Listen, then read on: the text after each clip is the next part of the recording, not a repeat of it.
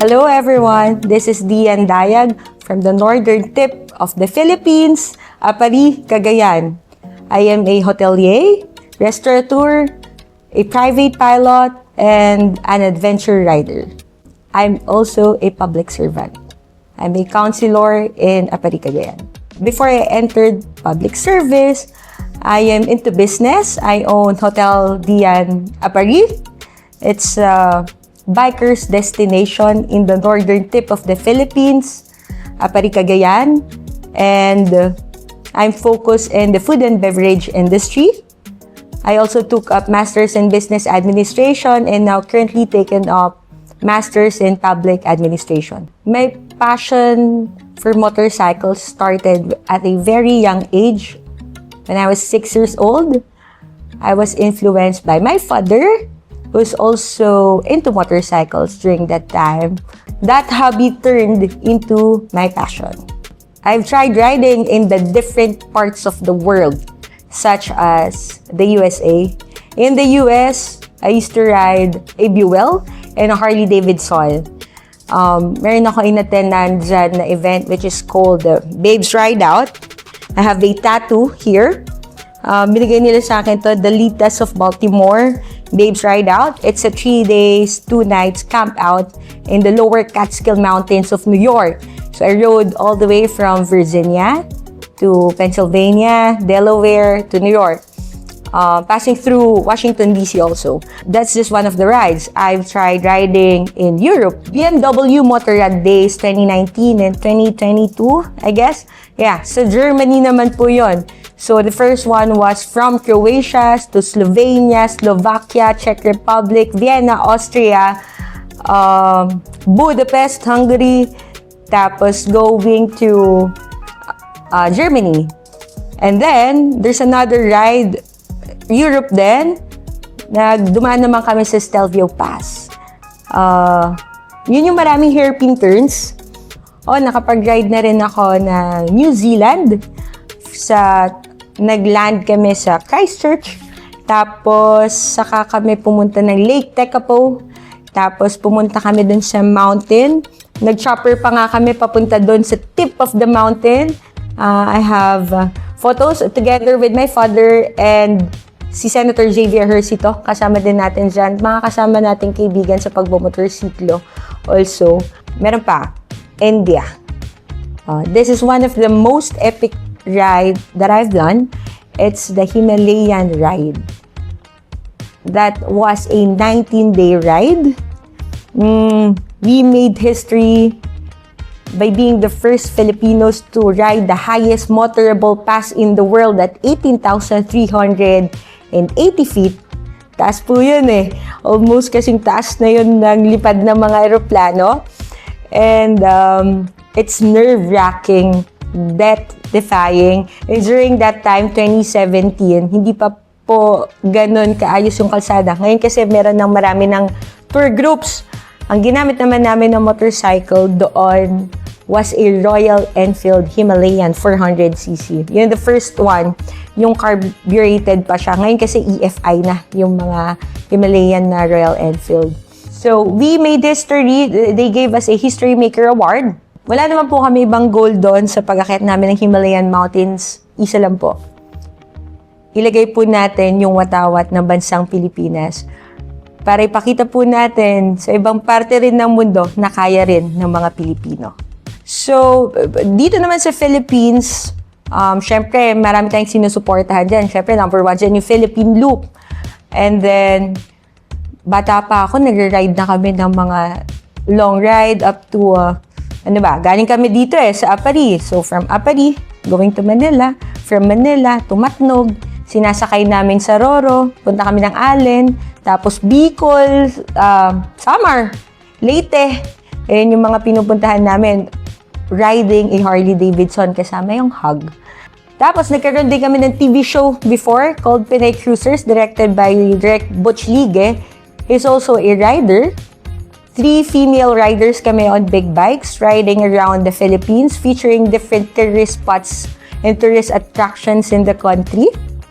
Siyempre ngayon, ang sinusuportahan natin is yung Philippine motorcycle tourism because finally, nabigyan ng pansin yung potential po ng pagmamotorsiklo when it comes to boosting our economy. Economic driver po kasi yung pag-ride ng motorcycles because, of course, when you're a rider, go to one place, nagpapagasolina tayo, nagmimerienda tayo, nagbe-breakfast, lunch, and dinner tayo, and then nag-check-in tayo sa mga establishments such as hotels, and then bumibili tayo ng mga souvenirs, bumibili tayo ng mga local products. Ayun, yun po yung nakikita ko, isa pang magandang effect ng ating pagpropromote ng motorcycle riding and motorcycle tourism.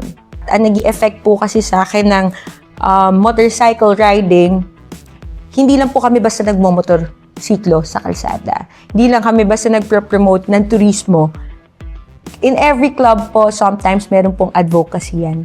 Meron po tayong mga projects na, okay, December na, anong activity ng club natin? Paano ba tayo makakatulong sa community?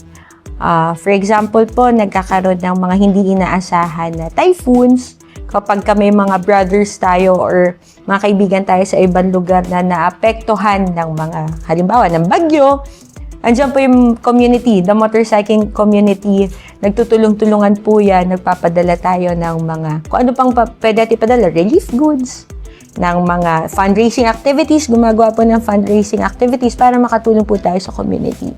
In that way, dyan ko po na-discover na, this is a good platform on learning kung paano mas maging makabuluhan yung ginagawa namin pag mamotorsiklo. Tapos, doon na po ako na-in-love sa ang laki pala at ang sarap pala sa pakiramdam ng nakakatulong ka sa kapwa. Ayun.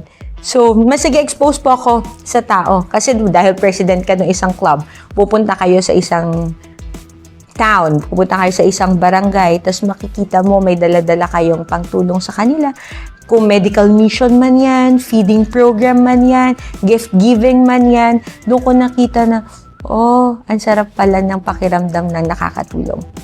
Ayun, so after all of those experiences na hindi ko naman po inaasahan, doon ko po na-realize na, parang nagko-connect na me as a business person in the hospitality industry such as hotels and resorts and restaurants and tourism.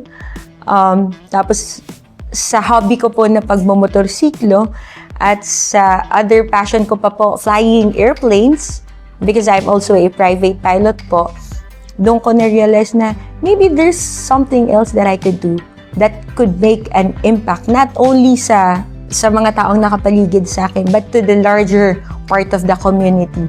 Baka I could share my knowledge and my skills and my experiences and some of my connections po, which could help us build or develop more programs and projects and activities. And kung paano pa kami mas makakatulong po sa bayan.